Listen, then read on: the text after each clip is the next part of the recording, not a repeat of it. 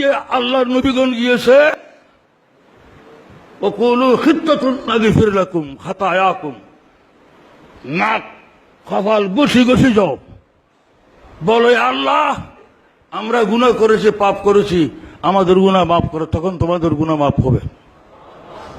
এই জন্য দাদা হুজুর এই জামিয়ার ভিত্তি স্থাপন করার সময় হযরত নূর মোহাম্মদ আল কাদের রহমতুল্লাহ আলাইহি, হুজুরে আল কাদের রহমতুল্লাহ আলাইহি, অন্তত আমি দুজনের মুখে শুনেছি যে উচ্চ আওয়াজে বলেছিলেন, জামিয়া মেরি জান হ্যায়, জামিয়া মেরা দো জাহাं হ্যায়, জামিয়া মেরা ঈমান হ্যায়।